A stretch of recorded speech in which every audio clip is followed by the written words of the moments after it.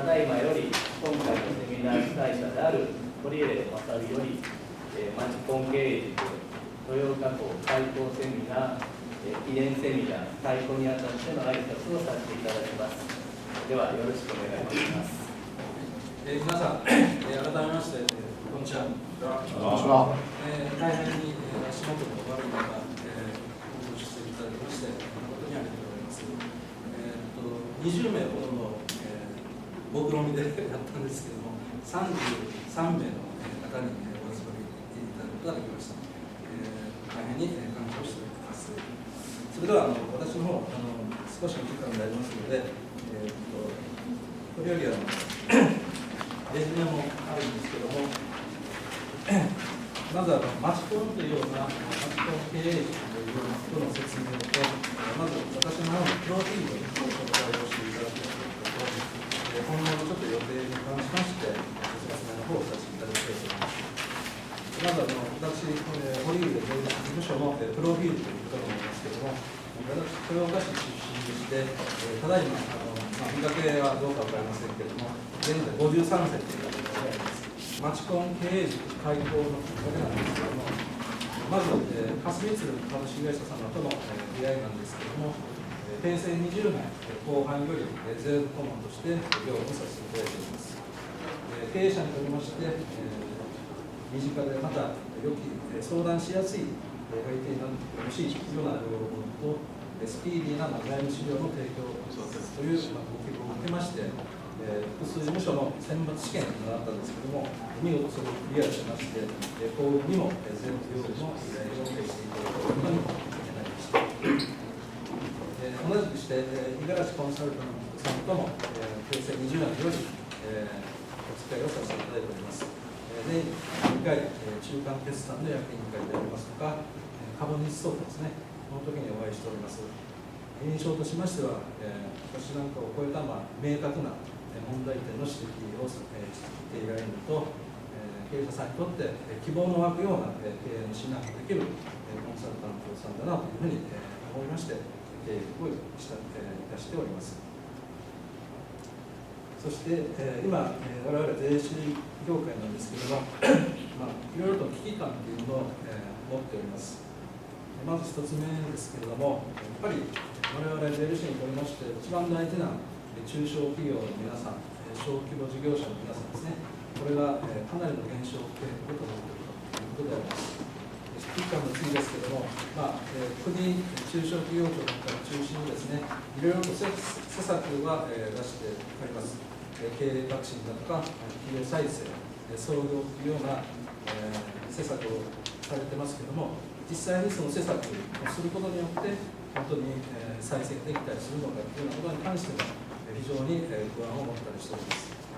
また、ご存知のとおり、経営者さんの高齢化であったり、後継者不足ですね、こういった部分については、非常な不安感を抱えながら経営をされるというのが実態だと思います。そんな中、私ら税理士というのは、経営者さんに一緒にやっているわけなんですけども、本当に経営にとって必要な基本原則なり、ノウハウを経営者の中に身につけることに関して、我々が本当に貢献できているのかということに関して、やっぱり非常に疑問を湧くような感じがしてきております。でなおかつ、時を同じくしているんですけども、かもしれませんけども、経営者さんからの後継者教育ですね、こういったものに関しての要望が並行して出てきている、そういった傾向がよく見られています。中小企業の実態にあった本当の経営の勉強というのを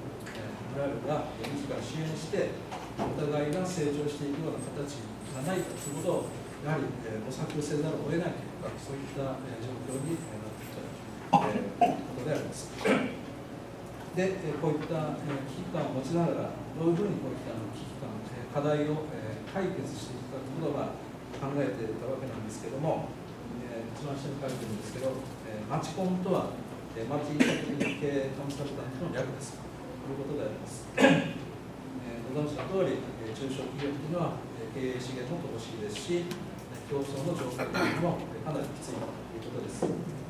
で、お付き合いがある五十嵐コンサルタントさんを通じて、やっぱりランチェスター、ジャクソンの戦略っていうのが欠かせないものですよということの、学習もさせていただいております。で、この度、そういった理由のもとで、いわゆる戦略社長塾という形の勉強会を開催することによって、社長さん、また並びに後継者の方々が、社長の実力というものを高めることに我々が協力し、社業の発展拡大に持っていきたいというのが、先ほどの課題であり、危機感を、克服することになるんじゃないかという、結論に至ったわけです。で、本日東京からお見えの五十嵐コンサルタントさんは実績が500回を超えるような経営塾を開催されるということであります。私たちも真似をさせていただき、実践していくということを決断させていただきました。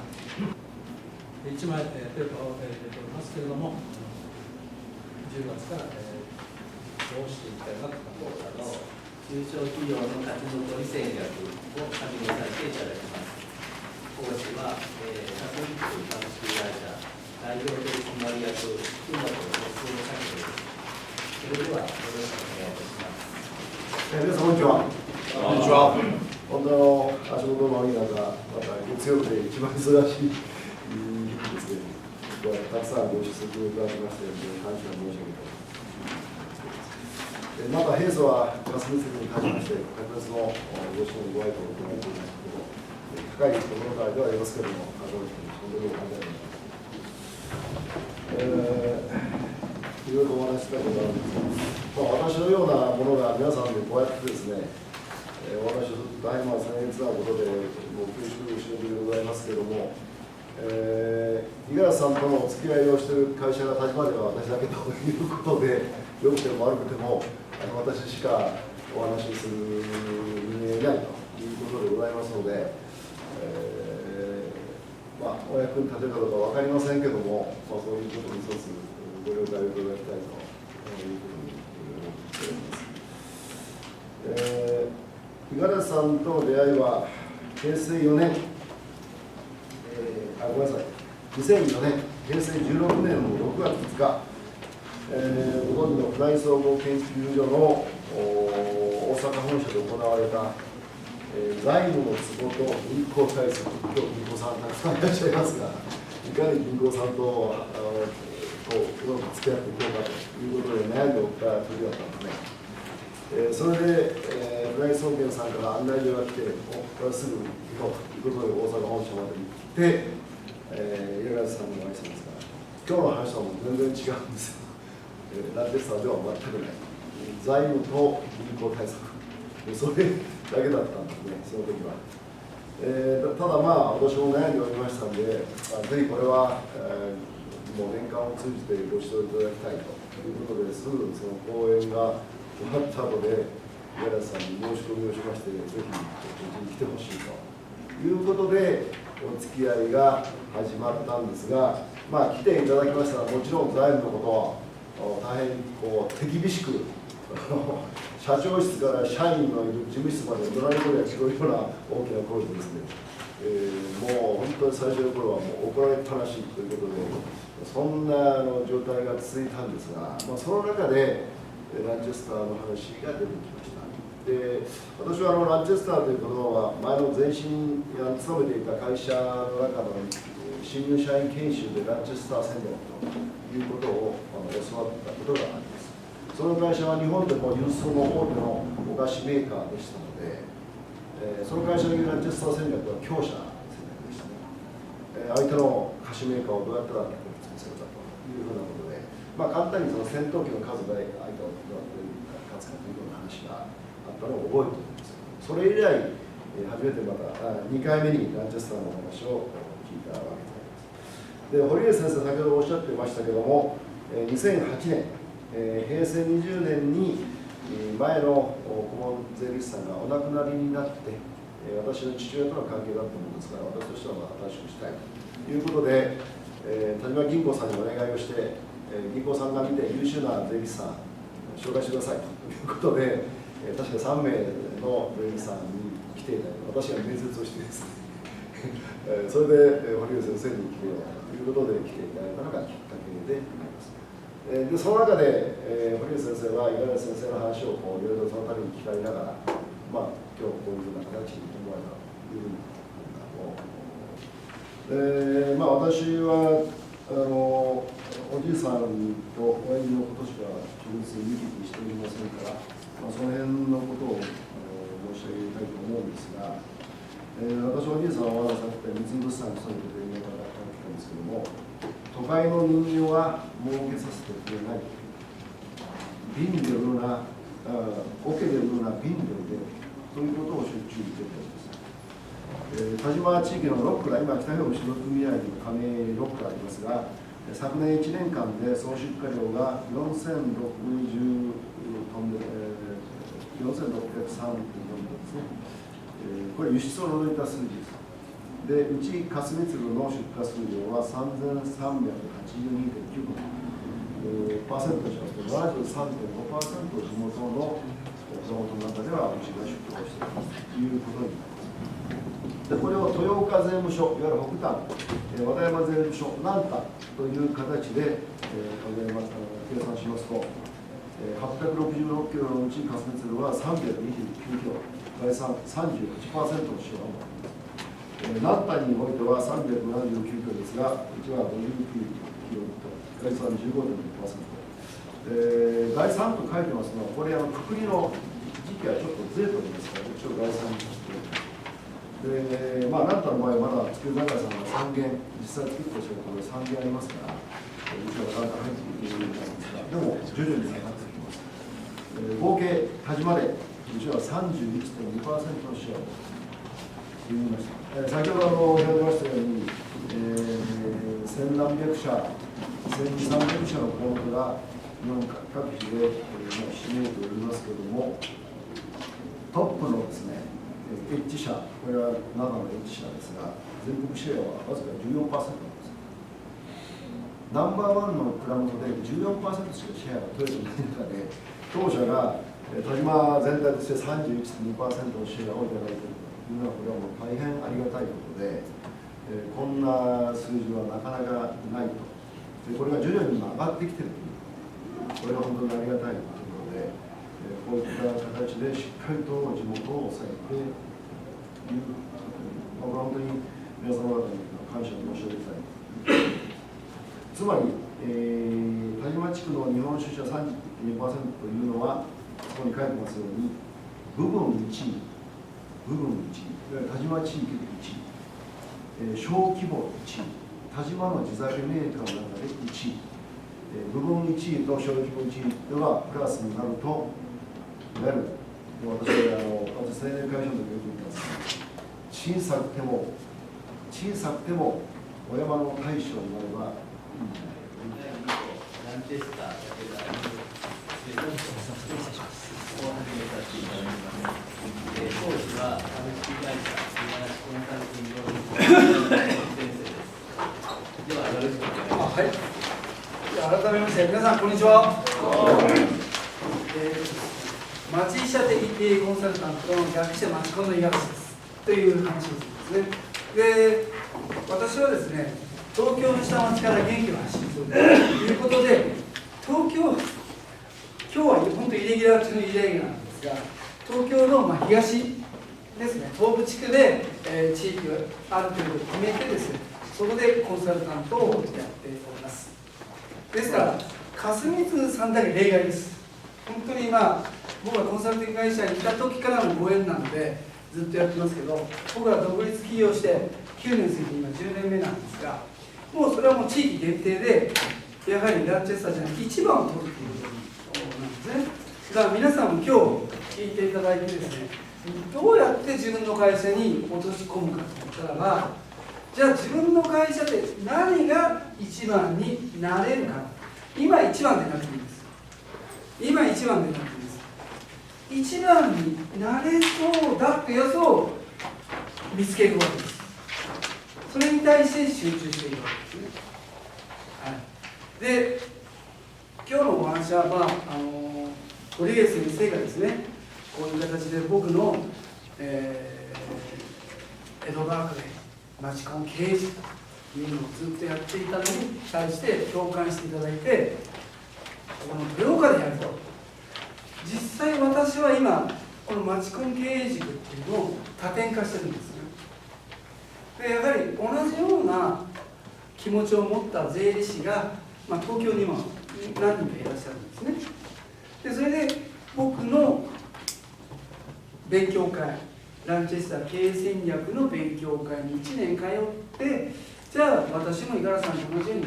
経営塾をやって自分たちの顧問先さんを良くしたいというので、一番5月に動いたのは銀座にある事務所なんですね。でそれを僕は都内でやると思うんですね。都内で30カ所ぐらいやると町コン経営塾っていうのが多分、そこそこ、ブランド化してくると思うんです。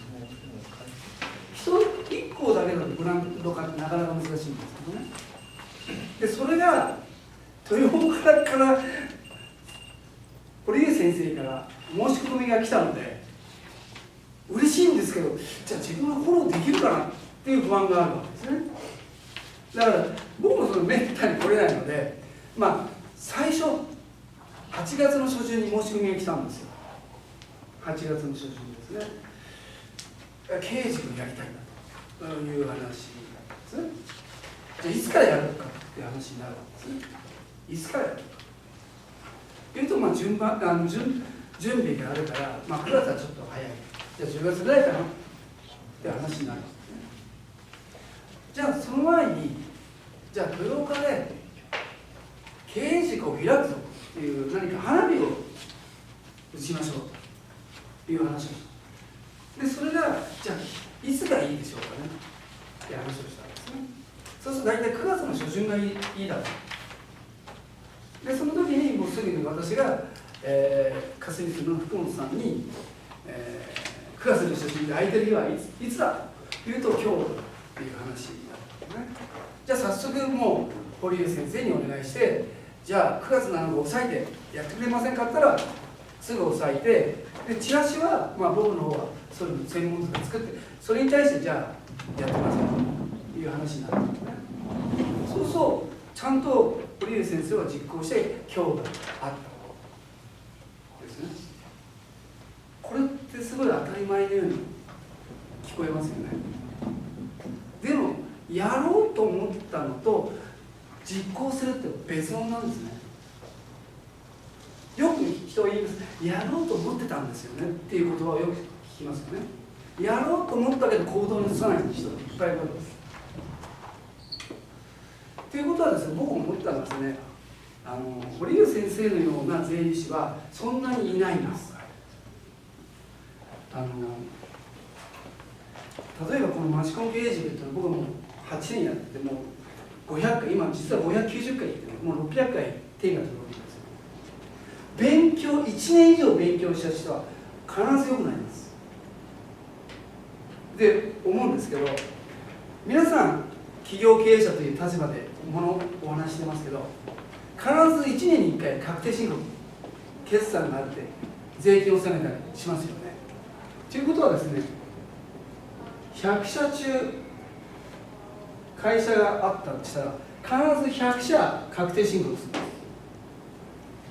当たり前ですよね。ということはこの100社は税理士を使うんです。基本的に税理士を使うんですね。自分でできないことはないですけどね。ところが経営者が会社を良くしようとして勉強しようと、経営について勉強しようとしては100社中5社です。5社です。あとの95社は勉強しません。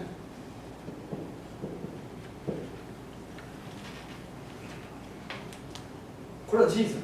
だから、この町コン経営塾っていうのはいいんだけど、多分100人豊岡で100社声かけたら多分5社ぐらいです、参加する。面白いんですよ。本当なんです。これはどこでも同じなんです。だからまず勉強しようと思うかどうかなんですね、経営者が。もうこちらは論外、もうこれはいずれ消えていくっていう世界ですね。もしくは親の力ですね、親の財産の力ですね。本当に自分の会社が生きていこう、これから勝ち抜いていこうというのは5社です。それほど経営っていうのは実力の社会なんです。だからここでじゃあこの方々を結局豊岡港ではこの人たちを頑張らせてるんですね。そうするとこういう人たちこの中から俺も入りたい俺も入りたいってなってくるとこれが増えていくんですね。だから街が枯れてるっていうのはこっちが多いわけですね。僕がいろいろ地方行っても元気なところはこれが多いわけですね。でまあ十数年前に霞光さんに行きましたけど、最初の頃の霞光さん福本さんの口癖、景気のセンスです。景気のセンス。経営と景気は別物ですからね。景気と経営は別物ですからね。ここでも差ですから。だから普通は不景気な方が面白いんですよ、経営者、勉強してる経営者。景気やるのみんないいんですから。不景気になったらどれだけ力を入れられるかっていうことなんですね。まあ、そういう意味で必ずこの経営塾っていうのはいいんです。少なくとも1年通わないとなんですね。1回や2回じゃダメ。私の勉強会も7年8年やってますけど3年以上はほとんどです。それから新しい方がどんどん入っていく、ね、結局どういうことかっていうと、この経営塾って何かというと、例えばスポーツジムでいうようなジムなんです。通わなくなったら太っていくんです。走れなくなっていくんです。経営も同じなんです。知ってるのと、あ、今日いい情報を教えてもらったっていう、知ってるのと自分が実践するのは別物なんですね。それをどれだけ自分の細胞に入れていくかって言ったら、やっぱり最低1年かかる。